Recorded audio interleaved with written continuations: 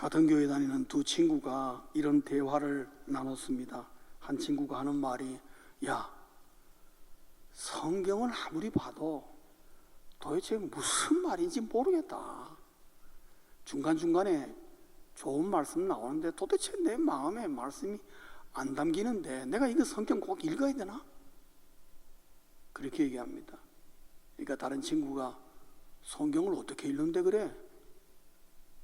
성경을 어떻게 읽기는 땅에다 놓고 엎드려서 읽지.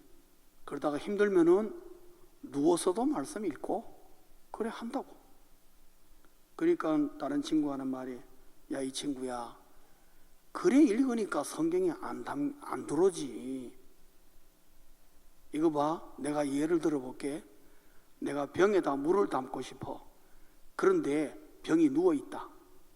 그럼 물이 잘 들어가? 안 들어가지. 거기다 누워서 성경 본다고? 그러면 병을 거꾸로 세운 건데, 거꾸로 세워가지고 아무리 물 부어봐라 물이 들어가나? 네가 지금 그러고 있어. 이 말의 요지는 성경을 똑바로 앉아 읽어라, 그 말이겠죠. 좋은 취지의 말인 줄 압니다.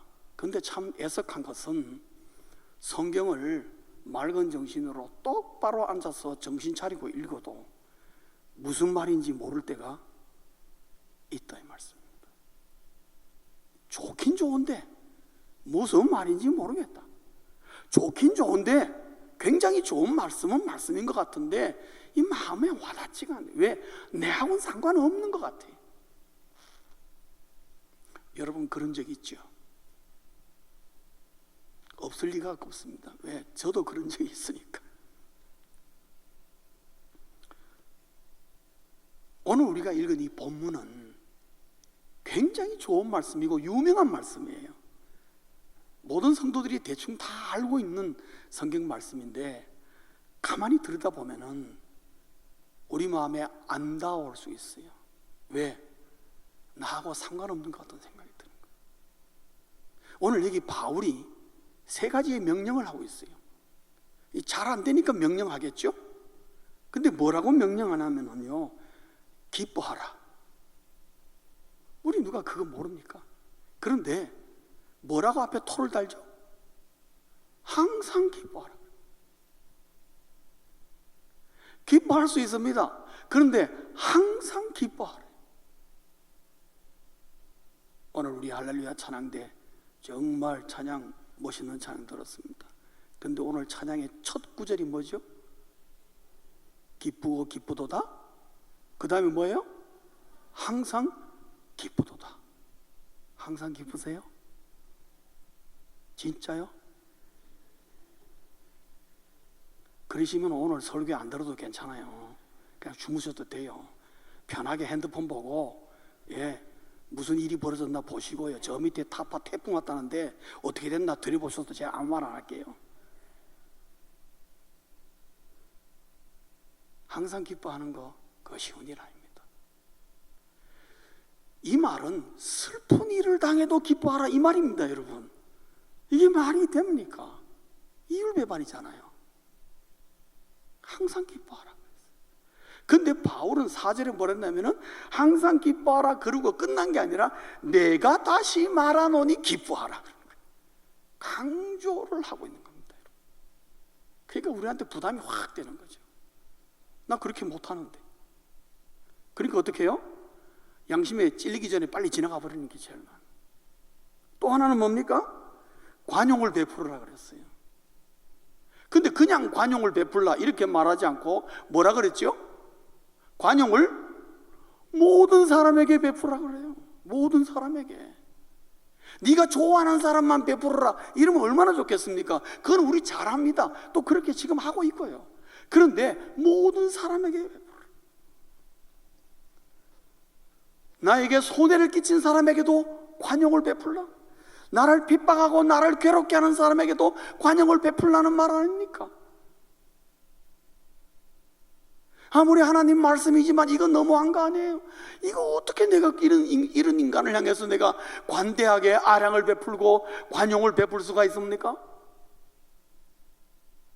그냥 모든 사람에게 이걸 빼주시지, 그런 생각이 드는 분들입니다. 또 하나 있습니다. 염려하지 말라. 근데 앞에 뭐가 붙었죠? 예? 아무것도 염려하지 말라. 아마 여기 계시는 분 중에 어지간하면, 올랑 낙천적이라서 어지간하면 염려 안 하시는 분들 있을 수 있어요. 근데 아무것도 염려하지 말라? 대단히 과한 얘기죠. 여러분, 이 세상에 염려하고 싶은 싶어서 염려하는 사람은 단 한 명도 없습니다. 그렇죠? 누가 염려하고 싶어서 하나요? 나도 염려하기 싫어요. 그런데 염려가 되는 걸 어떡하라는 거예요? 그 얘기거든요. 그래서 이 세 가지 다는 우리가 바울이 명령하는 거 이해는 하겠는데, 이 말을 내가 정말 받아들이는 데는 굉장한 부담이 되니까 많은 성도들이 그냥 지나가 버리는 것입니다. 좋은 말씀이 있네. 주야, 그렇게 되기를 소원하나이다. 그러고 넘어가 버려요. 여러분, 바울이 2000년의 사람이라서 오늘 우리 성도들의 현실을 너무 몰라서 이런 말을 한 것일까요? 그럴 수도 있겠죠. 2000년 전의 사람이니까. 그러나 2000년 전이나 지금이나 사람 사는 거는 다 거기서 거기 같아요. 그러면 바울이 이 말을 했으니까 그럼 바울의 형편은 어떠냐? 바울이 과연 그러고 사느냐? 우리가 바울을 들여다볼 필요가 있습니다. 여러분, 오늘 빌립보서 1장과 2장을 읽어보시면요, 전반적으로 깔려있는 내용이 딱 있습니다. 그게 뭐냐면은 지금 바울은 로마 감옥에 들어가 있어요. 로마 감옥에 들어가 있어요. 그리고 많은 학자들은 얘기하기는 이 빌립보서가 어쩌면은 바울이 순교되기에 거의 직전에 쓴, 거의 마지막 단계에 쓴 서신일 것이다 라고 생각하는 겁니다. 그 말은 뭐냐면은 지금 로마 감옥에 가 있는 바울이 지금 뭐를 예측할 수 있는 겁니까? 언제 내가 사형당할지, 언제 순교당할지 모르는 촉박한 시간에 있는 겁니다, 여러분. 일반적으로 볼 때는 두려움과 공포에 사로잡힐 수 있는 밖에 없는 그런 시간이에요. 그리고 2000년 전의 감옥은요, 정말 빛 하나 제대로 들어오지 않는, 혹시 여러분 영화 벤허 보셨습니까? 거기 보면 베너의 어머니와 베너의 여동생이 로마 감옥에 갇혀 있습니다. 그게 어떤 감옥입니까? 빛이 하나 안 들어요. 그리고 굉장히 습해요. 땅 속이라서, 땅굴 같은 데라서. 그래서 몇 년 있으니까 어떻게 해요? 그 모녀지간 어떻게 됩니까? 문둥병이 걸리는 겁니다, 여러분. 그 정도로 열악한 환경이에요. 사도 바울이 그런 감옥에 들어가 있단 말이에요. 거기서 뭐 기뻐할 일이 뭐 있겠습니까? 그런데 여러분, 빌립보서 1장과 2장을 보면요, I rejoice and rejoice, 그렇게 얘기하는 거예요. 나는 기뻐하고 기뻐하노라. 그런 환경 속에서 그런 말을 합니다. 그리고 뭐라 그럽니까? 감옥 밖에 있는 사람이, 어떤 사람은 바울을 욕하고 어떤 사람은 바울을 칭찬하고, 빌립보 1장에 그런 말을 해요. 나를 욕하건 나를 칭찬하건 나 상관없다. 그런 모든 왈가불가를 통해서 예수 그리스도가 전파된다면은 I am okay, 나는 좋다, 그 말을 하고 있어요.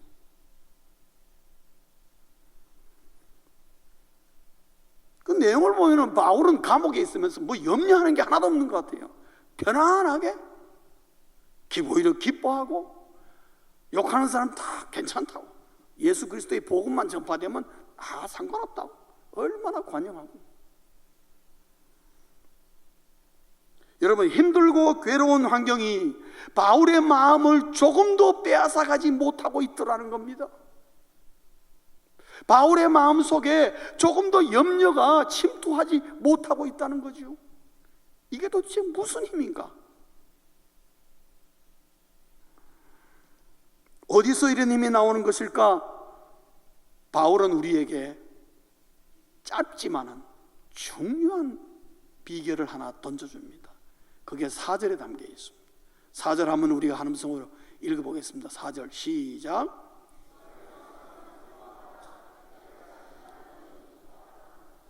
주 안에서 항상 기뻐하라. 내가 다시 말하노니 기뻐하라. 제일 앞에 있는 말이 무슨 말이죠? 주 안에서. 그러니까 내가 주 안에 있으면은 어떻게 해요? 항상 기뻐할 수가 있다, 그 말을 하는 거예요. 그러니까 바울이 로마 감옥에서도 기뻐하는 이유는 자기 자신이 어디에 있다는 겁니까? 로마 감옥에 있는 게 아니라 감옥에 몸은 와 있지만은 누구 안에 있다는 거예요? 주 안에 있다는 걸 말하죠. 그걸 자기가 정병해 보이는 겁니다. 내 환경과 여건이 어떤 열악하고 형편없고 정말 근심 염려할 것밖에 할 수 없는 울고 싶은 상황이라 할지라도 주 안에만 있으면 얼마든지 기뻐하고 관용을 베풀며 염려 없이 산다는 것을 말하는 겁니다. 그래서 바울의 이 기쁨의 원천은 바울에게서 나오는 게 아니라 바울의 의지로서는 불가능하지만은 예수 그리스도로부터 기쁨이 온다는 것을 말하는 겁니다. 성도님 여러분, 예수 그리스도로부터 나에게 오는 기쁨과 나에게 좋은 일이 생겨서 나에게 오는 기쁨은 다릅니다. 다르다는 거예요.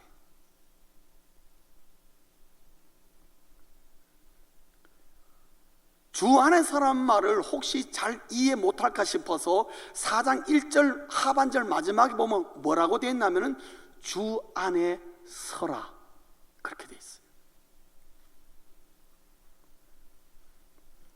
이제 우리 영동중앙교회가 이 시점에서 우리가 해야 할 일은 뭐라는 겁니까?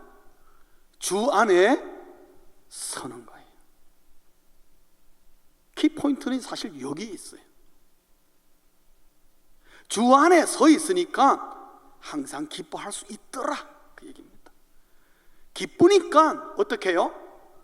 관용이 얼마든지 베풀 수 있습니다. 여러분, 마음이 기쁜 사람은 어떻게 해요? 관용을 잘 베풀까요? 못 베풀까요? 많이 베풉니다. 어릴 때 제 친구가 우리 옆집에 살았습니다. 같은 우리 초등학교 다니는 친구였는데 이 친구 아버지가 술고래예요. 그래서 매일 저녁마다 저기서부터 소리 납니다. 마을 밖에서부터 벌써 막 왁왁왁 소리 지르고 뭐 지 아는 유행가 다 불러가며 들어옵니다. 그 어르신 집에 거의 다 오면은요 뭐라 그러냐면, 호준아, 우리 친구 이름이 호준이에요. 호준아, 탁배기 한 사발 받아오너라. 그러면요 우리 호준이는 이미 주전자를 들고 기다리고 있어요. 그 말만 떨어지면 예 아버지 하고 뛰어가서 한 대 빡 받아오는 거예요. 그래서 내가 물었어요. 야 호준아, 아버지 이미 집에 들어올 때 벌써 이미 꽉 차서 들어오는데, 만땅이 돼서 들어오는데 술 그렇다고 니 또 달려가서 또 사오나? 그러니까 야 인수야, 너 모르는 소리 하지 마. 우리 아버지가 술이 이빨이 차면 찰수록 우리 아버지 기분이 좋아져. 기분이 좋아가지고 그때 내가 무엇을 말하더라도 아버지가 다 들어준다는 거죠. 아버지 10원만 주세요. 10원 주고 20원 주세요. 그러면 20원 준다. 내가 이 놀라운 이익이 있는데 내가 이걸 왜 술을 마다해? 뭐 술을 12번이라도 자기 사다 준다는 거죠. 왜요? 생기는 수입이 있고. 그러니까 아버지가 기분 좋으면은 막 퍼주는 거예요. 그럼 평소에는 알쩔없죠. 평소에는 아버지한테 말도 못 꺼내요. 근데 술만 들어가면은 다 나오는 거예요. 여러분, 제가 어릴 그 당시에 10원 그거 얻는 게 얼마나 힘든 줄 압니까? 저는 어릴 때 10원을 얻기 위하여 저희 어머니와 3시간 동안 실랭이를 벌여서 겨우겨우 얻어내는 게 10원이었어요. 그런데 이 친구는 어떻게 해요? 저녁에 막걸리 한 잔 받아주고 어떻게 해요? 10원, 20원 그냥 가득 받아내는 거예요. 사람이 기분이 좋으면요, 마음이 기쁘면요, 마음도 넓어져 가지고 다 관용을 베푸는 거예요. 기쁨과 관용은 따라오는 거예요.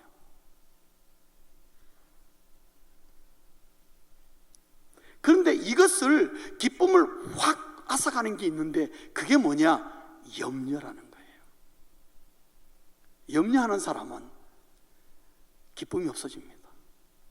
벌써 인상에 주름이 서고 다릅니다. 벌써 무의 앞에서 기쁘게 해줘도 그 잠시뿐이에 바로 염려로 돌아갑니다. 기뻐할 수가 없어요. 기쁨이 없으니까 염려가 많은 사람한테 관용이 있을까요? 없을까요? 관용 없습니다. 오히려 말 잘못 꺼냈다가 짜증만 받을 뿐이고, 잘못하면은 이참에 어떻게 해요? 그 염려되는 마음의 그 안타까운 마음을 말한 사람에게 다 갖다 퍼볼 수 있는 겁니다, 여러분. 그래서 염려가 많은 사람은 안 건드립니다. 그 사람에게는 관용이 있을 수가 없어요. 그러니까 기쁨과 이 염려는요, 대적할 수밖에 없는 거예요.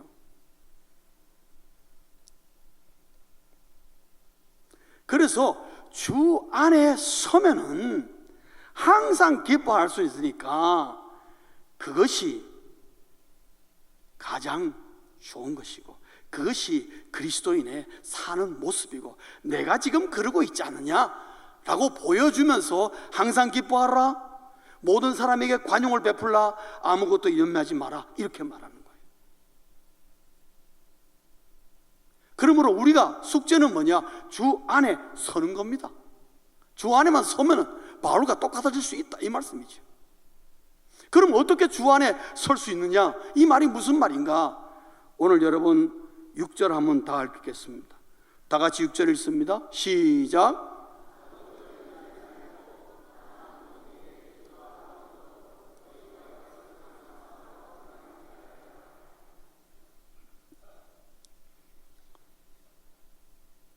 이 포인트가 굉장히 중요하니까 여러분 핸드폰 보지 마세요. 아무것도 염려하지 말고, 그 다음에 뭐라 그랬죠? 다만. 여러분 개역 한글에 보면은, 개역 개정은 다만 했는데 개역 한글에 보면 뭐라고 되냐면 오직, 그렇게 돼 있어요. 오직. 다른 생각하지 말고 아무것도 염려하지 마라. 그리고 모든 일에, 이 말은 뭐냐? 모든 일에 염려가 될 만한 모든 일, 그 말입니다. 그렇죠? 염려가 될 만한 모든 일에, 자, 뭐 하라고요? 기도와 그 다음에 뭐예요? 간구. 여러분, 기도와 간구의 차이가 뭔 줄 아십니까?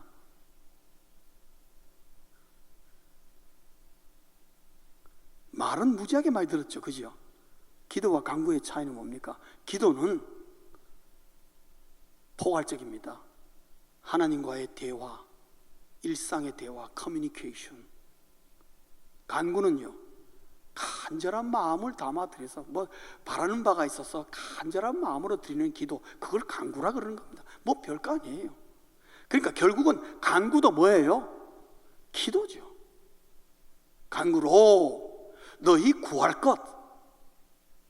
구할 것이라는 말은 기도라는 말은 아닙니다.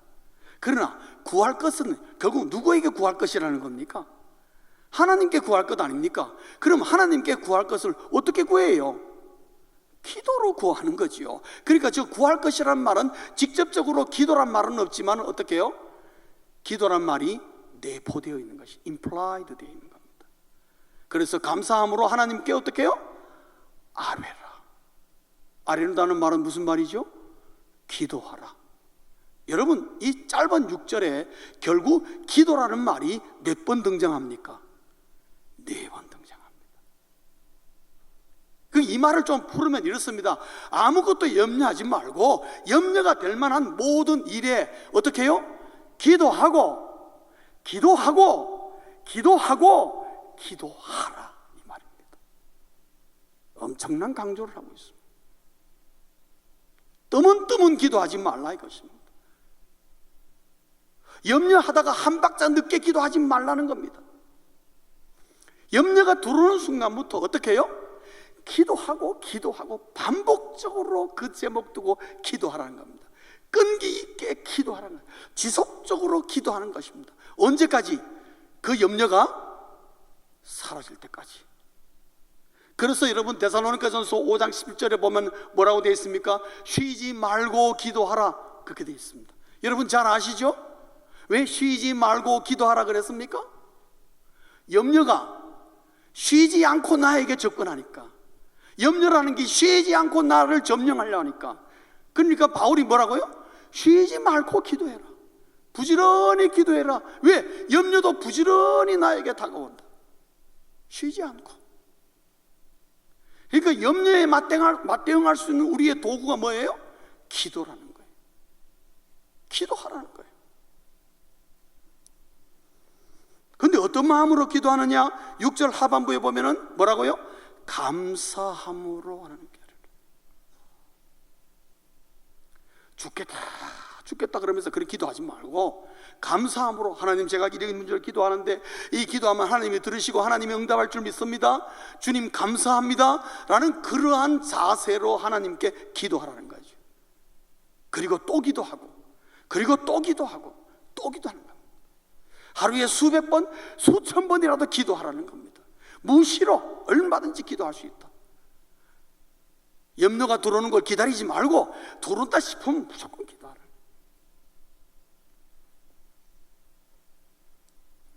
어느 교회 목사님이 이 말씀을 붙잡고, 그래 우리 염려를 붙잡고 기도합시다 강조해서 우리가 이래 합시다. 교회에다가 염려함을 만들어 놓을 테니까 염려가 되는 분들은 전부 다 쪽지 하나씩 넣어서 그 안에 넣어주세요. 그리고 일주일에 한 번씩 목요일날마다 확인하겠습니다. 근데 그 결과 목사님이 놀라운 걸 발견했어요. 우리가 하는 염려 가운데 80%는 염려할 필요가 없는 거라는 거죠. 염려가 되었는데 일주일 지나니까 아무것도 아니에요. 그런 경우가 80%가 된다는 거죠. 근데 그걸 붙잡고 그냥 뭐 사니 못 사니 그런다는 거죠. 그러면 정말 염려가 될 만한 거는 20%가 된다. 근데 20%도 한 달쯤 지나니까 슬그머니 사라지고 없어지더라는 거죠. 누구에게? 열심히 기도하는 사람들에게 없어져 버리더라는 거예요. 그래서 목사님이 그래서 이 염려가 사탄의 준동, 이건 사탄의 준동, 사탄이 하는 거다. 이거 우리에게 계속 집어넣는 겁니다. 지나고 보면 아무것도 아닌데. 사랑하는 성도님 여러분, 저 6절 말씀을 기억하십시오. 사도 바울이 염려하지 않고 항상 기뻐하는 이유는 어디에 있다는 겁니까? 바울이 아예 염려가 없다는 얘기가 아니고 두려움도 없고 공포도 없다 그런 얘기 아닙니다. 그런 게 밀려올 때마다 뭐 한다는 거예요? 기도한다는 거죠. 물러갈 때까지 쉬지 않고 기도한다는 겁니다. 그러니까 항상 기뻐할 수 있더라 그 얘기입니다.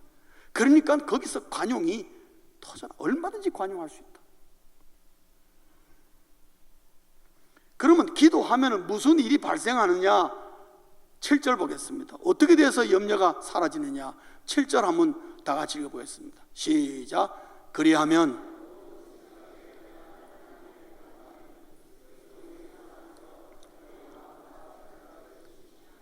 아멘. 그리하면 뭐 하면요? 염려하는 일에 기도 열심히 하면은, 기도하고 또 기도하면은, 그러면 모든 지각에 뛰어난 것은 뭐냐면은 인간의 생각과 인간의 지식과 인간의 경험으로는 도저히 알 수 없고 이해할 수도 없고 깨달을 수도 없는 뭐가요? 하나님의 평강이. 이거는 세상이 우리에게 주는 평강과 다른 거예요. 그래서 모든 지각에 뛰어난 이 말은, 그거는 다르다. 하나님의 평강이 뭐라고요? 그리스도 예수 안에서. 여기 안에서 말이 또 나오죠. 예수 안에서. 4절과 똑같은 내용입니다. 예수 안에 있는 자에게, 즉 열심히 기도하는 자에게 뭐라고요? 너희 마음과 생각을 지키시리라. 어떤 성도님 그런 얘기가 하더라. 목사님 끝이 참 아쉽습니다. 왜요? 그리스도 예수 안에서 너희 염려를 해결해 주시리라. 이렇게 됐으면 얼마나 좋겠습니까? 그러더라고요. 아닙니다. 바울이 그거 몰라서 그런 게 아니에요. 마음과 생각을 지키시리라. 이 말은 하나님의 평강이 내 마음과 생각을 어떻게 해요? 지키시리라. 이 지키시리란 말은 군사적인 용어예요. 보초 선다는 거예요. 내 마음과 생각을 하나님의 평강이 어떻게 해요? 보초를 딱 써서 뺑 둘러싸서 내 마음과 생각을 딱 둘러싼다는 거죠. 왜 그렇습니까? 염려는 마음에서 시작합니다. 마음에서 시작된 이 염려가 생각이 거듭되면 거듭될수록 염려가 점점 더 심각해지고 더 커집니다. 내 현실에 이루어지지도 않을 것 같은데 막 미리 상상해가지고 염려가 이만해지는 겁니다. 그래 아침에 자고 일어나면 어떻게 해요? 이 염려 때문에 죽을 지경이 되는 겁니다. 공포를 느끼고 두려움을 느낍니다. 특별히 돈 문제가 생기면 막 벌어나가지고. 여러분 이거 아십니까? 세상에 있는 모든 돈은 하나님의 것이다. 아십니까? 제가 미국에서 살다 보면 융자할 일이 생기죠. 저는 융자할 때 한 번도 은행에 제가 기죽어서 가본 적 없습니다. 떳떳하게. 왜요? 하나님의 것 좀 빌려달라는데 뭐 자기가 주인 행세하고. 저는 그런 자세예요. 여러분 그런 자세로 가세요.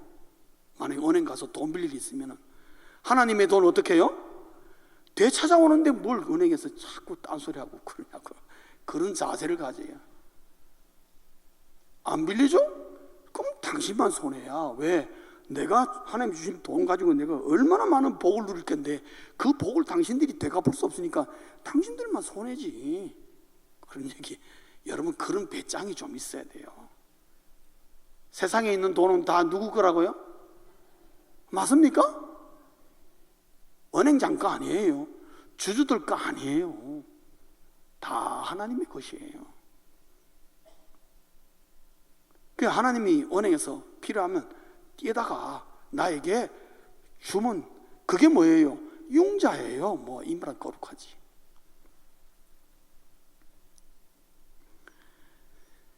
예수 안에서 내 마음과 생각을 지키라. 왜 마음과 생각을 지키라 그러냐면은 염려가 여기서부터 시작됩니다.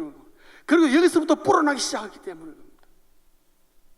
그래서 별거 아닌 것이 이만해지는 수가 허다하다는 거죠. 그 조금만 생각이 지나고 시간이 지나면 빠르륵 하고 없어지는 것이 염려인데 그게 우리가 전전긍긍하고 메어서 마치 그냥 죽을 것처럼 하루 종일 땅만 쳐다보고 다닌다는 거죠. 이게 오늘의 그리스도인의 모습이라는 거죠. 바울은 그걸 굉장히 보는 걸 싫어했습니다.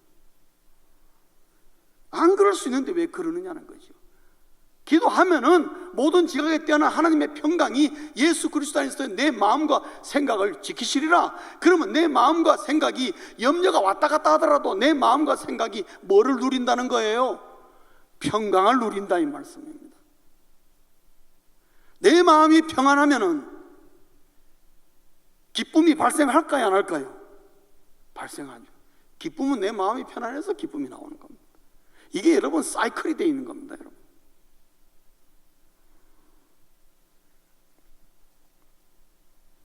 기도하면 하나님의 평강이 내 마음과 생각을 염려로부터 어떻게 해요? 지켜주겠다 이 말씀입니다.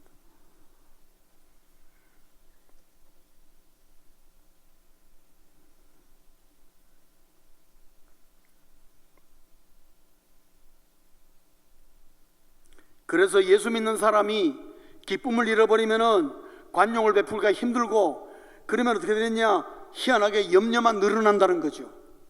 우리가 흔히 빠지는 함정이 바로 이것이라는 겁니다. 그리고 여기에 우리는 너무나 익숙해 있습니다. 너무 습관화되어 있습니다. 내 평생토록 그러고 살았습니다. 그러니까 이 바울의 명령과 이 말씀이 나에게 너무나 어색한 거예요. 불가능하게 처럼 다가오는 거예요. 그러나 바울도 기도하면서 많이 하는 가운데 바울인들 왜 그런 게 없었겠어요? 그러는 가운데 자기가 체득한 거예요. 오! 하나님의 평강이 내 마음과 생각을 지키니까 아무것도 문제될 것이 없다는 이 자세인 것입니다. 여러분 기쁨이 없는 성도는 결코 주 안에 설 수가 없다는 것입니다. 염려하는 사람은 주 안에 서 있는 분이 사람이 아니라는 겁니다. 성도가 주 안에 서 있다는 것은 그 마음에 기쁨이, 하나님의 평강으로 말미암아 기쁨이 샘솟듯 올라온다는 것을 말하고 있습니다. 그것이 겉으로 표현되는 것이 기쁨이다, 이 말씀입니다. 여러분 다 그렇게 되시길 주의 이름으로 축원합니다.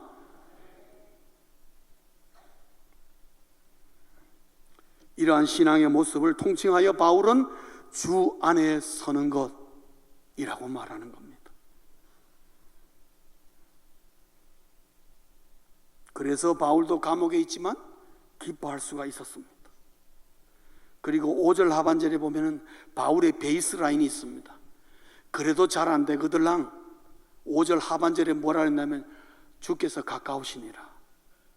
주의 재림을 생각해라. 주의 재림의 눈으로 보면은 이 땅에 여러 가지 염려 별거 아니다. 주님 언제 오실지 모르는데 그때 염려하며 찌들은 가운데 주의 재림을 만날 거냐고. 바울은 그 말이죠. 그러지 말고 기쁨으로 살다가 기쁜 마음으로 주의 재림을 맞이해야 그게 정상적인 성도가 아니겠느냐 하는 거죠. 성도님 여러분, 그렇지 않습니까? 여러분 인상 쓰면서 주의 재림을 만나겠습니까? 아니죠.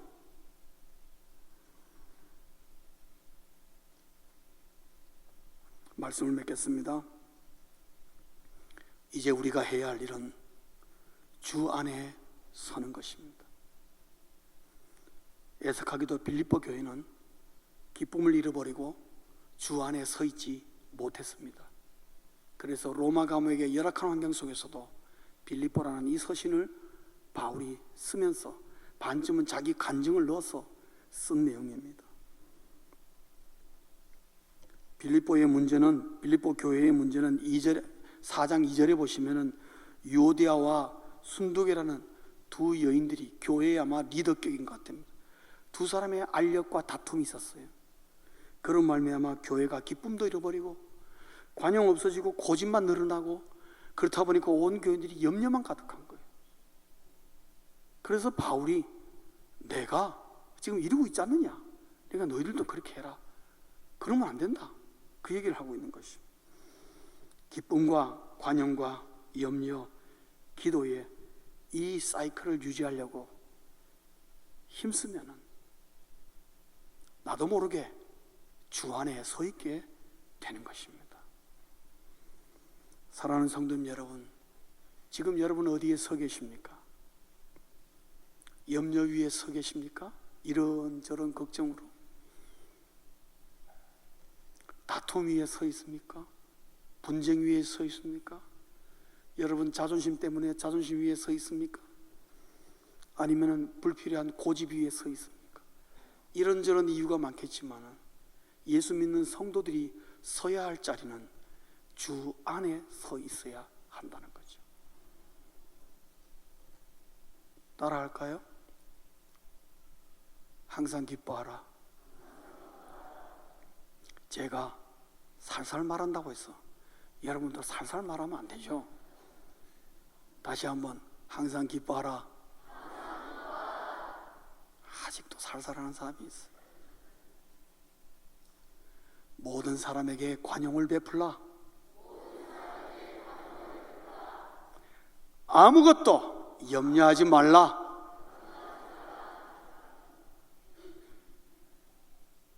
그래서 주 안에 서라는 거죠. 이건 안 따라해도 됩니다만, 이것이 저와 우리 모두가 지금 해야 될 일이고 우리 영동중앙교회가 해야 할 일입니다. 우리 모두가 주 안에 서시기를 주의 이름으로 축원합니다. 기도하시겠습니다.